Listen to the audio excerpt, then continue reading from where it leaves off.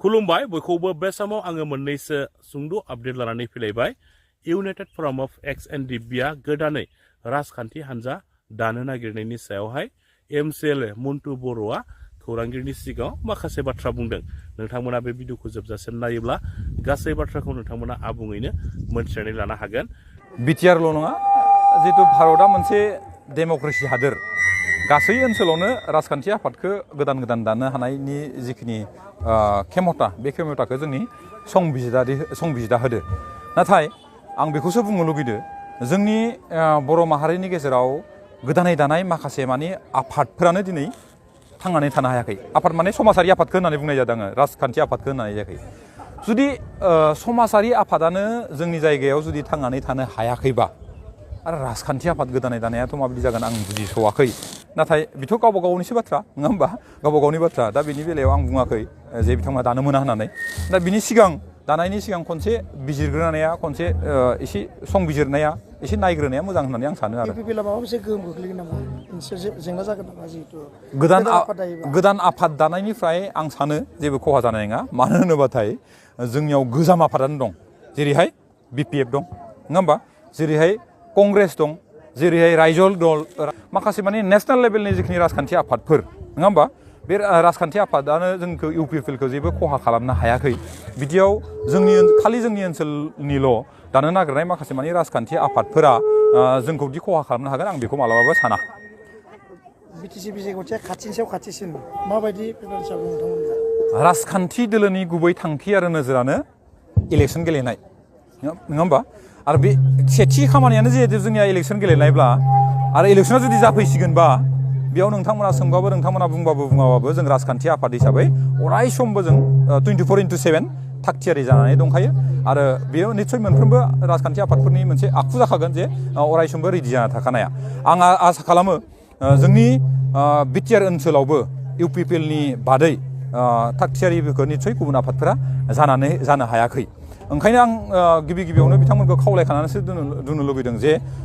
BTR ओनसोलाव गुबुन गुबुन राजखान्थि आफादफोरा जोनोम जानायजों लोगोसे बा थाखानाय माखासे आफादफोराबो एसे गोसो होयैआनो मोजां होननानै आं सानो मानो होनबाथाय दिनै रायजोनि गेजेराव रायजोखौ लानानै माखासे माने खामानि मावनायफोरा नङा होमबा जोंनि ओनसोलनि जिखिनि जौगायैया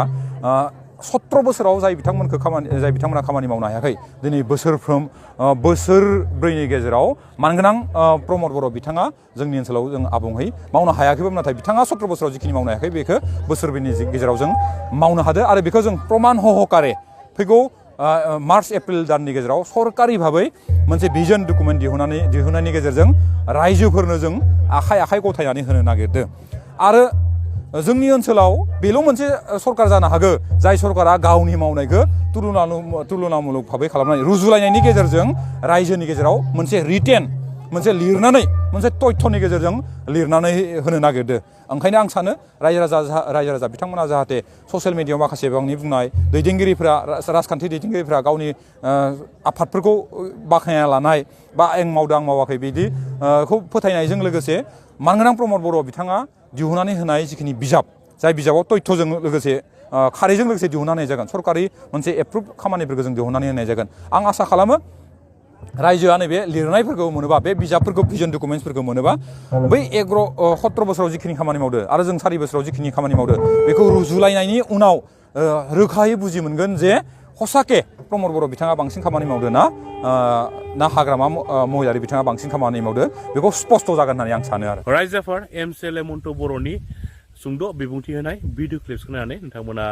मोनथिखाबाय रायजोफोर दाना फैदो जोबथारनायाव दतमा समष्टिनि एमसिएलए प्रकाश बसुमतारिनि सुंद' बिबुंथि होनाय भिडिअ क्लिप्सखौबो नोंथांमोना जोबजासिम नायनानै लाबावदो इलेक्सन हिसाबैथ' दतमा समष्टि हिसाबै जोङो बिपिएफ राजखान्थि दोलो हिसाबै बेवहाय थांनाय समनिफ्रायनो बेवहाय जोङो जेनबोफेराखै बे ओनसोलनि रायजो राजाफ्रा बिभिन्न जाथि जनगोष्ठीनि मानसिफ्रा बिपिएफ राजखान्थि दोलोजोंनो दङ आरो फैबाय थागोन समावबो बिथांमोनखौ जों आसा खालामनो हायो बिथांमोना बे ओनसोलनि बिजाथिखौ गोरलैयैनो देरहासार खालामनो हागोन जोंहा आसा दं मानोना बे ओनसोलनि रायजो राजाफ्रा बयबो बुजिनो हायो मिथिनो हायो आरो बुजिगौ आरो बे ओनसोलनि रायजो राजाफ्रा गियानि बुद्धि बुद्धिजीबि मानसिफ्रा बे दतमा समस्थियावनो जोंनाव बहुद मानसि दं होननानै जोङो मिथियो आरो मिथिखागौखा बे ओनसोलनि रायजो राजाफ्रा फैबाय थागोन समाव बिपिएफ राजनिति दोलोनि आखायाव सरकारखौ गथायनानै होफिनगोन दिनैबो दाबो आरो फैबाय थागोन समावबो जोङो आसा मिजिं लानानै ज'यै खामानि मावगासिनो दं बेवहाय बिजेपि खालामग्रा मानसिफोरखौ जों नुबाय थादों जे गाबोन 8 तारिख मार्च मासाव बे ओनसोलनि माखासे मानसिफोरखौ लानानै जोंनि मानगोनां मनरन्जन बिथाङा बेवहाय जइन जागोन होननानै जों खोनादों अब्लाबो बे ओनसोलनिफ्राय बिजेपिया देरहासार जानायनि खुनु अंक'आनो फैया बिथाङा बेवहाय देरहासार जानायनि मिजिं बा आसा खालामनानै बेहाय इलेक्सन गेलेनानै बिथाङा लाब गैया जोंजों ज'यैनो फैनानै बिपिएफ राजनिति दोलोजोंनो थाफानानै बिथाङा जोंजों खामानि मावफायोबा गाहाम जागोन होननानैसो आङो बिथांखौ खावलायनो सानदों बेवहाय बिभाजननि राजनिति खालामनानै जेबो लाब गैया जोङो बिपिएफ राजनिति दोलो हिसाबै दतमा समस्थियाव उद्धार जागोन 100% जोङो बेखौ रायजो राजाफ्रा जोंखौ जेरैबायदि अनसायो जेरैबायदि मोजां मोनो बेवहाय जोङो रोखा बुंनो हायो बेवहाय बिपिएफ राजनिति दोलोनि बिजाथिया बा आङो बाहाय देरहागोना खाथां